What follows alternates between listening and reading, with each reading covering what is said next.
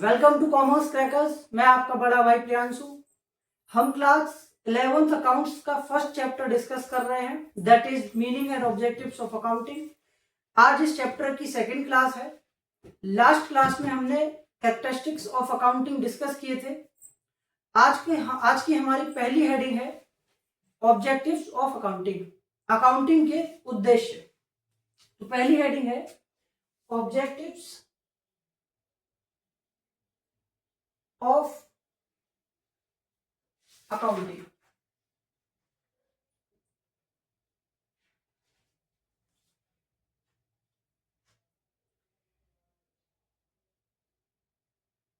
To keep a systematic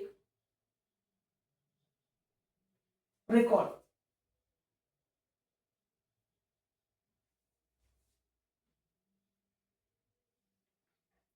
to provide information,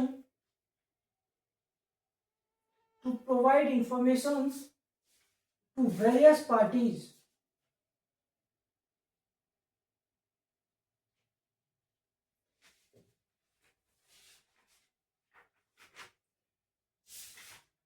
to know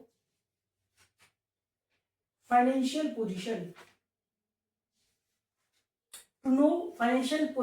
of the business, to know financial position,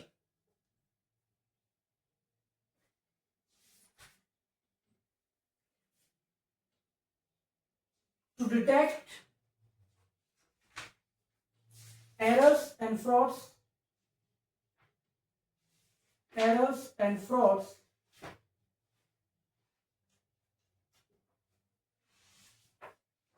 एक और लिखेंगे to calculate profit or loss। लिखेंगे एक बारी।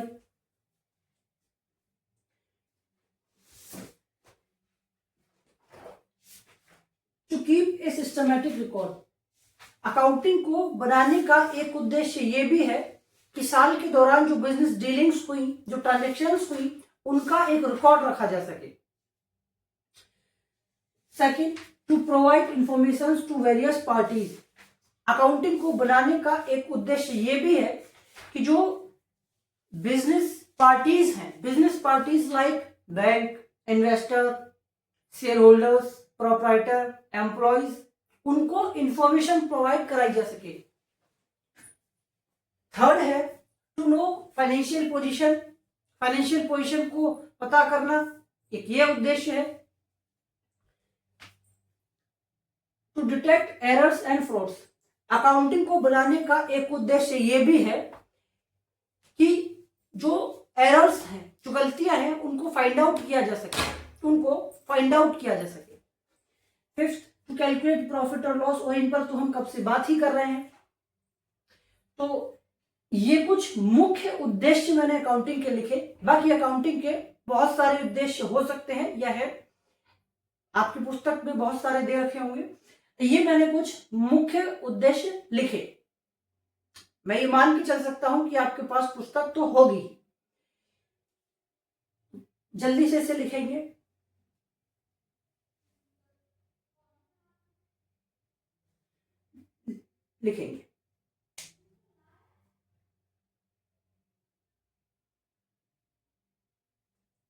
Note करें किया। अब 3 टर्म आती हैं। अब हमने 3 टर्म पढ़ना है। वो 3 टर्म कौन सी हैं? वो तीन टर्म है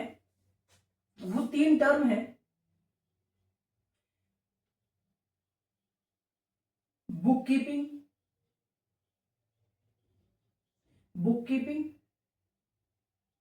नंबर डालो। वो 3 टर्म कौन सी हैं? Bookkeeping, accounting,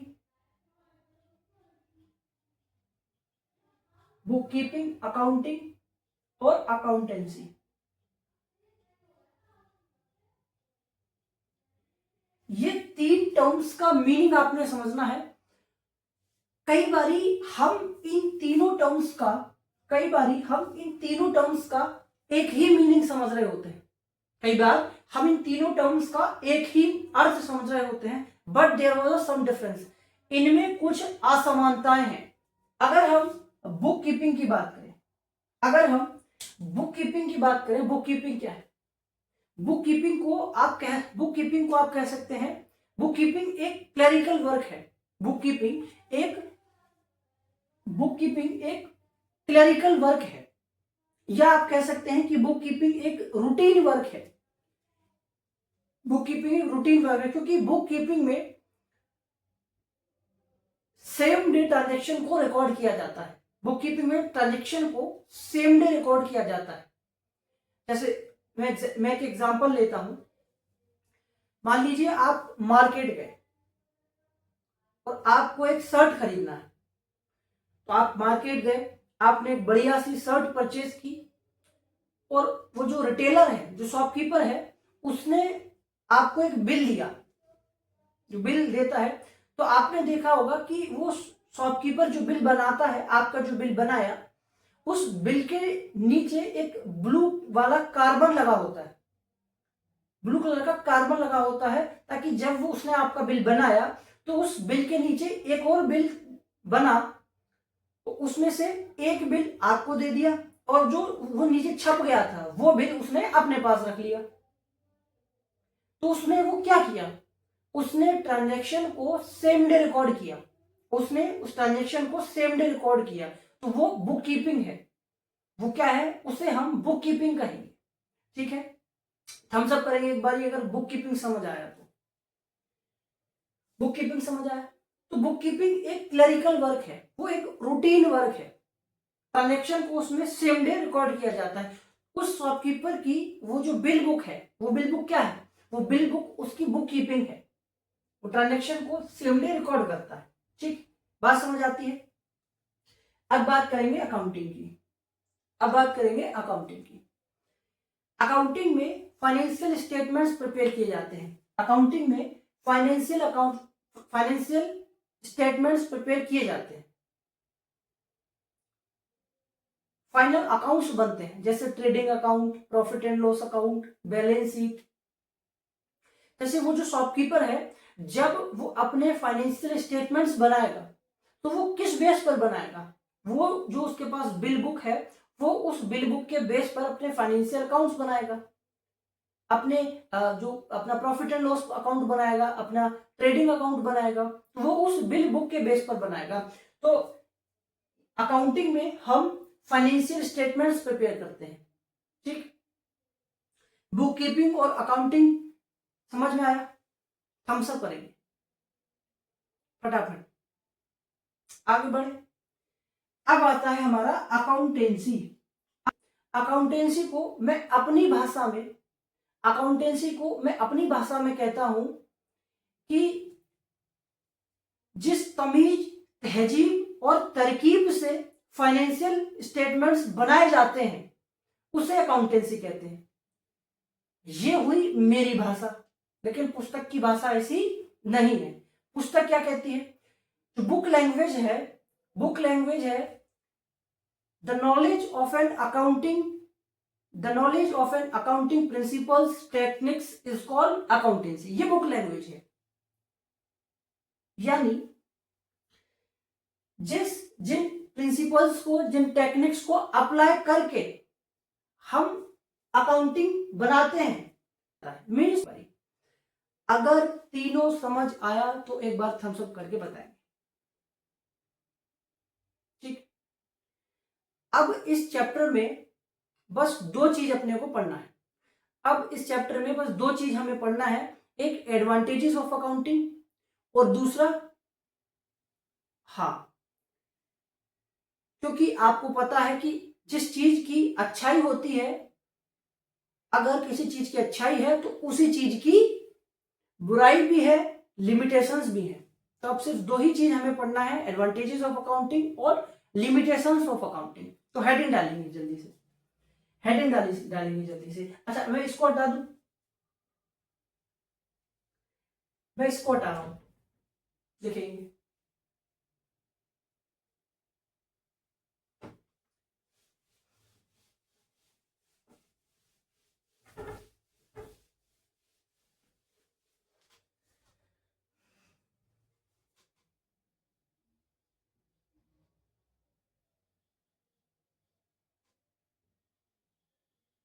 advantages.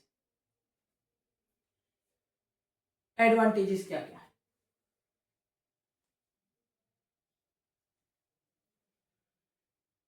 Helpful in management,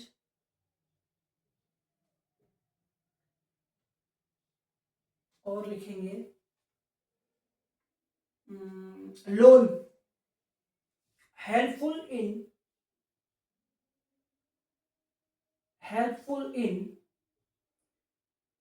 raising loan, helpful in raising loan,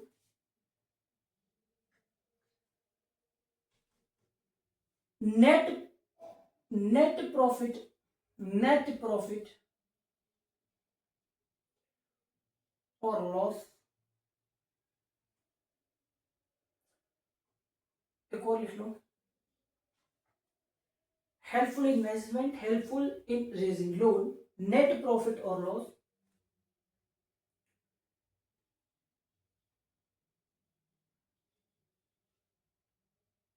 systematic record.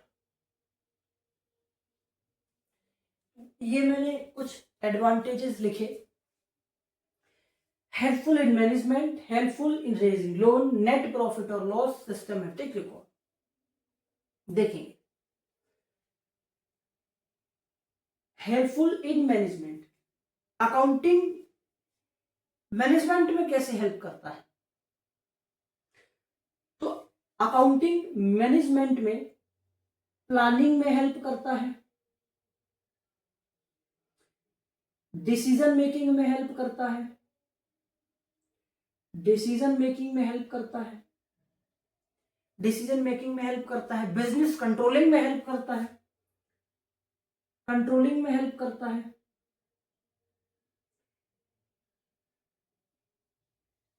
Planning में हेल्प करता है, डिसीजन मेकिंग में भी हेल्प करता है, अकाउंटिंग बिजनेस कंट्रोलिंग में हेल्प करता है। दूसरा helpful in raising loan, loan raise करने में अकाउंटिंग बहुत मदद करता है। कैसे? मुझे एक बात बताओ, बिजनेस जब बैंक में लोन लेने जाएगी तो बिजनेस क्या बोलेगा? बिजनेस ये बोलेगा कि सर हमारी बाजू वाली कंपनी से पूछ लो, हमें हर साल प्रॉफिट होता है, बस इस बार ही थोड़ा ऊपर नीचे हो गया है, तो आप लोन दे दीजिए, अगली बारी जब प्रॉफिट होगा, अगले साल प्रॉफिट होगा तो हम चुका देंगे। कंपनी ये कहेगी? नहीं, बैंक सिर्फ एक बात बोलेगी कि तुम बस ऐसा करो, पिछले कुछ वर्षों का हमें अपना प्रॉफिट एंड लॉस अकाउंट दिखा दो, बैलेंस शीट दिखा दो, हमें ठीक लगा तो लोन ले लेना। तो लोन रेज करने में भी अकाउंटिंग हेल्प करता है। ठीक है, चलो भाई, अगला क्या है? नेट प्रॉफिट और लॉस। अकाउंटिंग नेट प्रॉफिट और लॉस बताता है। अकाउंटिंग से ये नहीं पता चलता कि लगभग में कुछ पता नहीं चलता, नेट पता चलता है। अकाउंटिंग कभी ये नहीं कहता कि लगभग इतना फायदा हुआ है या लगभग इतना नुकसान हो गया। अकाउंटिंग से नेट प्रॉफिट या फिर लॉस हुआ है तो नेट लॉस निकल कर आता है कि कंपनी को कितना प्रॉफिट हुआ है, कितना लॉस हुआ है। अप्रॉक्स में वैल्यू नहीं मिल रही होती, यहां पर नेट वैल्यू मिल रही होती है। इसलिए अकाउंटिंग नेट प्रॉफिट या नेट लॉस असरटेन करने में बहुत हेल्पफुल है। चौथा मैंने लिखा सिस्टमेटिक रिकॉर्ड, और इस पर तो हम कब से बात कर ही रहे हैं, ये तो बताने की जरूरत है ही नहीं। तो ये मैंने 4 एडवांटेज लिखे।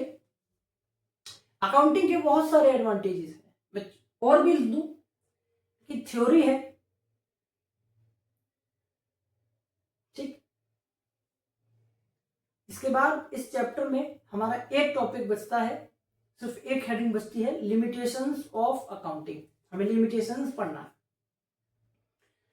देखेंगे एक बार, फिर लिमिटेशंस की हेडिंग डालेंगे।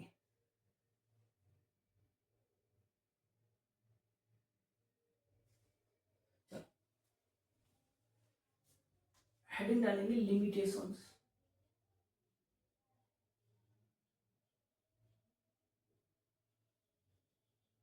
Limitations, accounting gives only financial information. Accounting gives only financial information. Only gives a financial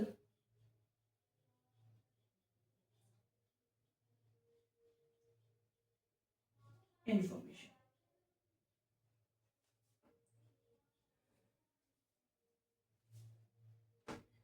It is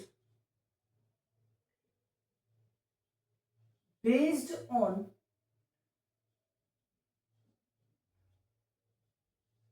historical cost.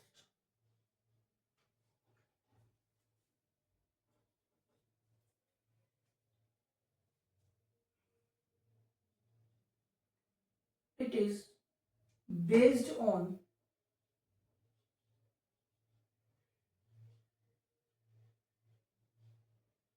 accounting concepts.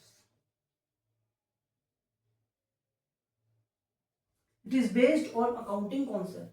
एक बुराई और लिख लो। हाँ जी, एक बुराई और लिखेंगे। किसी की ज्यादा बुराई करना ठीक बात नहीं है, लेकिन आप फिर भी लिखेंगे। एक और बुराई लिखेंगे, only gives incomplete information. Incomplete information. अब बुराइयां तो आप खुद से कितनी भी लिख सकते हैं, है ना। अच्छाई गिनाने में हमें दिक्कत होती है, बुराई गिनाने में दिक्कत नहीं होती, ये ह्यूमन नेचर है। मैंने लिखा it gives only gives a financial information. Accounting सिर्फ फाइनेंशियल इंफॉर्मेशन प्रोवाइड कराता है। अकाउंटिंग से हमें ये नहीं पता चलेगा कि कस्टमर सेटिस्फेक्शन है या नहीं, एम्प्लॉय सेटिस्फेक्शन है या नहीं। मान लो कोई प्रोडक्ट, कंपनी ने कोई प्रोडक्ट लॉन्च किया, तो उस प्रोडक्ट से वो प्रोडक्ट कितने का है, जो उसका मनी के टर्म में हमारी अकाउंटिंग उसको दिखा देगी, लेकिन उस प्रोडक्ट से कस्टमर सेटिस्फाई है या नहीं वो पता नहीं चलेगा। अकाउंटिंग सिर्फ फाइनेंशियल इंफॉर्मेशन देता है, तो ये एक लिमिटेशन है, अकाउंटिंग की। दूसरा, it is based on historical cost. हम अकाउंटिंग में हिस्टोरिकल कॉस्ट पर काम करते हैं। इसको थोड़ा समझेंगे। जैसे मान लो हमारी बिल्डिंग है, हमारी बिल्डिंग की जो कॉस्ट है मान लो 10 लाख है, हमारी बिल्डिंग की कॉस्ट 10 लाख है, हमारी बिल्डिंग की कॉस्ट है 10 लाख। तो ये 10 लाख जब हमने परचेज की थी तब थी, ये 10 लाख जब हमने परचेज की थी तब थी। हमारी बैलेंस शीट में आज भी बिल्डिंग 10 लाख की है, भाई उसकी कुछ तो कीमत बड़ी होगी। फिक्स्ड एसेट है, फिक्स्ड एसेट हिस्टोरिकल कॉस्ट है, वहां पर कोई अमाउंट लिखा हुआ है, वहां पर फिक्स्ड एसेट का, जैसे मशीन है तो मशीन मान लो 10K की मशीन है, 10,000 की मशीन है, तो आज भी वो 10,000 उसकी वैल्यू हमारी अकाउंटिंग दिखाएगी, लेकिन क्या आज उसकी 10,000 वैल्यू है? आज उसकी वैल्यू कम हो गई होगी। भाई ये तो आप कोई नई बाइक लेके आए, आप आज जितने की बाइक लेके आए हो, आप उसको 5 साल बाद भी अपने किसी दोस्त को, फ्रेंड को, मित्र को आप उतने की ही बाइक बताओगे कि मेरे पास 1.5 लाख की बाइक है, लेकिन क्या असल में आपके पास अब वो आप 1.5 लाख की बाइक चला रहे हैं? नहीं। तो अकाउंटिंग हिस्टोरिकल कॉस्ट पर काम करता है, तो ये भी एक लिमिटेशन है, ये भी एक लिमिटेशन है। It is based on accounting concept, accounting सिर्फ अकाउंटिंग कॉन्सेप्ट पर बेस्ड है। अकाउंटिंग में सिर्फ मुनीम जी कुछ जगहों पर अपने हिसाब से काम कर सकते हैं, लेकिन एक मैनेजर अपने हिसाब से काम नहीं कर सकता है। फाइनेंशियल अकाउंट्स अपने हिसाब से नहीं बनाए जा सकते हैं। कहीं ना कहीं बस कंपनी में जो मुनीम जी होते हैं वो थोड़ा बहुत अपने हिसाब से काम कर सकते हैं अपने कागजातों में, लेकिन फाइनेंशियल अकाउंट्स, फाइनेंशियल स्टेटमेंट्स, जो हमारे फाइनल अकाउंट्स हैं वो अपने तरीके से नहीं बनेंगे, वो सिर्फ अकाउंटिंग कॉन्सेप्ट पर बेस होंगे। ठीक, लास्ट मैंने लिखा only gives a incomplete information. Accounting incomplete information ही तो देता है भाई। अकाउंटिंग से आपको डेट पता चलेगी, आपको ट्रांजेक्शन पार्टी का नेम पता चलेगा, बाकी अकाउंटिंग से ट्रांजैक्शन के बारे में कुछ पता चलेगा? नहीं पता चलेगा। तो ये भी एक लिमिटेशन है, ये भी एक लिमिटेशन है। इसी के साथ ही हमारा first chapter meaning and accounting, meaning and objectives of accounting यहां पर पूरा होता है। कल से हम एक नया चैप्टर स्टार्ट करेंगे, सेकंड चैप्टर की ओर बढ़ रहे होंगे, that is basic accounting terms. और बेसिक अकाउंटिंग टर्म्स जो चैप्टर है वो चैप्टर है जिसे आप 11th में पढ़ते हैं, वो पूरी अकाउंटिंग के लिए है जी, वो पूरी अकाउंटिंग के लिए है। बहुत इंपॉर्टेंट चैप्टर है, आप उसको स्किप बिल्कुल नहीं करेंगे, अच्छे से पढ़ेंगे। यहां से आप अपने स्कूल से, बुक से, कहीं से भी पढ़िए, लेकिन बेसिक अकाउंटिंग टर्म्स जो चैप्टर है उसे आप बहुत अच्छे से पढ़ेंगे, समझेंगे। अगर आज की क्लास समझ आई हो तो एक बार थम्स अप करके जाएंगे। धन्यवाद, मिलते हैं अगले चैप्टर में। थैंक यू, जय हिंद।